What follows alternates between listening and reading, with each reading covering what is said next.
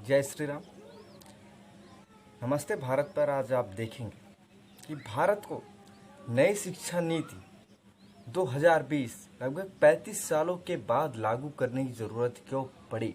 आखिर क्या मजबूरी पड़ी सरकार को। दोस्तों आइए आपको बताते हैं मजबूरी क्या है, वो क्या समय आ गया जो भारत को इसकी ज़रूरत पड़ी।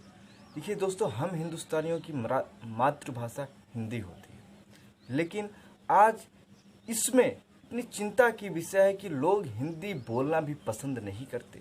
आप बड़े बड़े शहरों में जाओगे तो मेट्रो में हुआ, एयरपोर्टों में हुआ, किसी रेस्टोरेंट में हुआ, तो वहाँ पे लोग जो हिंदी बोलते हैं उनको किसी दूसरे नज़र से देखते हैं और जो इंग्लिश बोलते हैं उनको किसी और दूसरे नज़र से देखते हैं। ऐसा उस देश में हो रहा है जहाँ की मातृभाषा हिंदी है। दोस्तों बहुत चिंता की विषय है। भारत में सबसे बड़ी बोर्ड परीक्षा होती है उत्तर प्रदेश की, जहाँ की मातृभाषा हिंदी है, बोली भी हिंदी जाती है। यहाँ का हर एक राजकीय कार्य हिंदी में होता है, लेकिन यहाँ के जो बोर्ड परीक्षा में पिछले 3 सालों से जो रिजल्ट आ रहे हैं हिंदी में, जो छात्रों के फेल होने की संख्या लगातार बढ़ रही है, घट रही है, ये बहुत ही चिंता की विषय है। आपको पिछले 3 साल का रिपोर्ट कार्ड हम दिखाते हैं हिंदी में। आप देखेंगे 2018 में 11 लाख बच्चे हिंदी में फेल हुए हैं, 10वीं और 12वीं को मिला के। 2019 में 10 लाख बच्चे फेल हुए हैं, और जो अभी पिछले 27 जून को रिजल्ट आया, 2020 27 जून को जो रिजल्ट आया, उसमें 8 लाख बच्चे हिंदी में फेल हुए। आखिर उस प्रदेश में, उस देश में जहाँ की मूल भाषा हिंदी है, दोस्तों 12वीं में 2,70,000 बच्चे फेल हुए और 10वीं में 5,28,000 बच्चे फेल हुए और 2,39,000 बच्चों ने हिंदी की परीक्षा को छोड़ दिया। आखिर आप देख सकते हैं कि लोग कैसे हिंदी को नज़रअंदाज कर रहे हैं, हिंदी को महत्व नहीं दे रहे हैं। न हिंदी को महत्व दे रहे हैं, न हिंदू को महत्व दे रहे हैं। हिंदू समाज को, हिंदू देवी देवताओं को ये गाली बकते नजर आते हैं और हिंदी को ये इस नज़रिए से देख रहे हैं जैसे हिंदी सबसे घटिया भाषा है। मेरे प्यारे भाइयों, आज हमारे देश के हर एक परिवार का,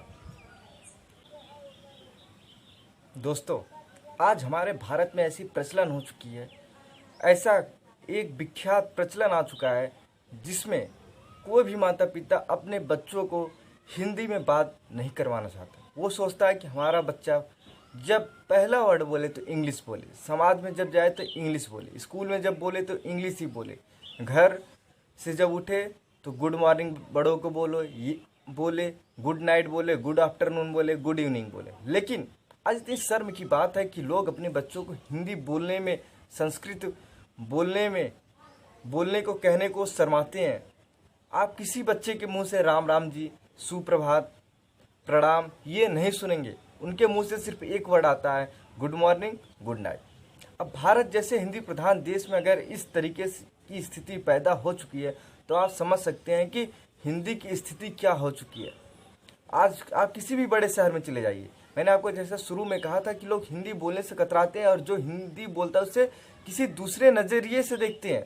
उसका परिणाम आज आपके सामने, मैं दावे के साथ कहता हूं, जो बच्चे आज इंग्लिश मीडियम में पढ़ रहे हैं, जिनके माता पिता का एक सपना होता है कि उनका बच्चा इंग्लिश मीडियम में पढ़े, मैं उनके माता पिता को एक चैलेंज देता हूं कि अगर अपने वो बच्चों से 2 पेज शुद्ध हिंदी लिखवा लें, तुम नमस्ते भारत हिंदूवाद की बात, हिंदीवाद की बात करना खत्म कर देगा।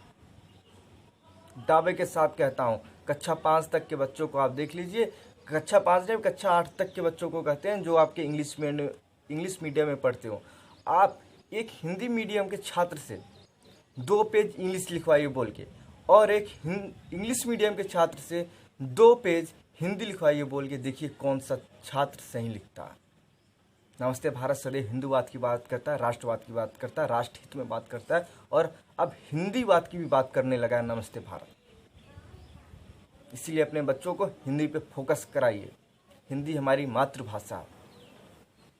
हिंदी से हमारी पहचान है। हमारे देश के पूर्व प्रधानमंत्री अटल बिहारी वाजपेयी संयुक्त राष्ट्र के मंच पे हिंदी भाषा को जागृत किया था और स्वामी विवेकानंद ने जाकर हिंदी भाषा में भाषण दिया था, गर्व से कहूँ हम हिंदू हैं। दोस्तों, बहुत सारे लोगों ने कहा कि मैं आपकी वीडियो नहीं देखूंगा। मैंने उनसे जब पूछा क्यों नहीं देखोगे, उन्होंने कहा कि आप हिंदूवाद की बात करते हो, सीधा हिंदुओं के बारे में बात करते हो। अरे भाई, मैं हिंदुओं की बात क्यों ना करूं?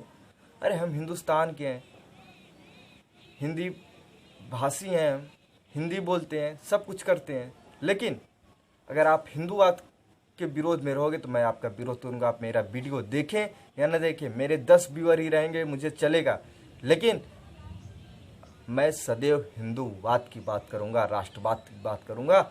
मैं भगवान राम का भक्त हूँ। जय श्री राम। दोस्तों, 5 तारीख को आप भी अपने घर पे दीपक जलाएं, मोमबत्तियाँ जलाएं और हो सके तो हनुमान चालीसा भी पढ़ लें। जय श्री राम।